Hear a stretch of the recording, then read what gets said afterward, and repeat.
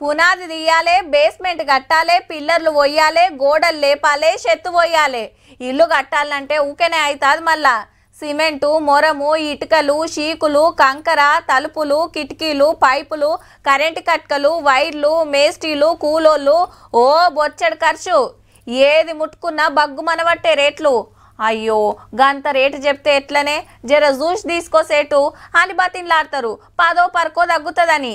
ఇప్పుడు గీ ముచ్చట దేనికంటే, ఇందిరమ్మ ఇండ్లు కట్టేటోళ్ళకి ఇంకింత ఫాయిదా అయ్యే ముచ్చటేందంటే ఉసుక ఫిరి ఇంటికి 40 టన్నులు పుక్కట్లనే సప్లై చేస్తామని సాటింపేసింది సర్కారు. ఇప్పుడు టన్ను ఎంత లేదన్నా 17-1800 వలుకుతుంది. అంటే తక్కువ 70,000. గవర్నమెంట్ ఇచ్చే 5 లక్షలు కాకుండా ఉసుక పైసలు కూడా మిగులుతున్నాయి. అంటే ఎంత నయము. ఇప్పటికే 33 జిల్లాలలో 3 లక్షల ఇండ్లు శాంక్షన్ అయితే అందులో 2,37,000 మందికి పట్టాలు వంచితే 1,00,000 ఇండ్లు కడతానే ఉన్నారు.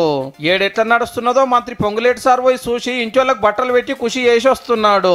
ఈ రాబోయే 3.5 సంవత్సరాలలో తల తాకట్టు పెట్టైనా 20 లక్షల ఇల్లు ఈ రాష్ట్రంలో కట్టిస్తాము. పాత సీఎం సార్ గుత్తకు వచ్చిన వాసాల మరిలో మొన్ననే 227 మందికి పట్టాలు వచ్చే. బేస్మెంట్ లేచిన వాళ్ళకి లక్ష అకౌంట్ లో పడ్డాయి కూడా. గోడలు తిప్పినాక 1,25,000, చెత్త పోస్తే 1,75,000, బాత్రూమ్ కడమ పనులు ఓడిపిస్తే 1,00,000, మొత్తం 5 లక్షలు. పేదోళ్ళకింత నీడ చూపిస్తానికి ఎంత పైకమైనా పెడతామన్నాడు చిన్న సీఎం బట్టి సారు. దేశ చరిత్రలో ఇళ్ల కోసం ఒక సంవత్సరంలో 22,500 కోట్ల రూపాయలు శాంక్షన్ చేసినటువంటి రాష్ట్ర ప్రభుత్వం ఎక్కడా లేదు. మన ప్రభుత్వం చేస్తాం. అయితే ఖమ్మం జిల్లా రేపల్లవాడల ఏడాది కిందట ఆనలకి పెద్దమ్మల పాతీలు కూలిపోతే బాత్రూంలోనే బతుకుతోంది. ఇందిరమ్మ ఇంటికి దరఖాస్తు పెట్టినా ఏదో టెక్నికల్ ప్రాబ్లం తోటి రాలేదట. గది ఏందో చూసి గిసంటోళ్ళకి ఫస్ట్ అందేటట్టు చూడండి సాల్రు జరా.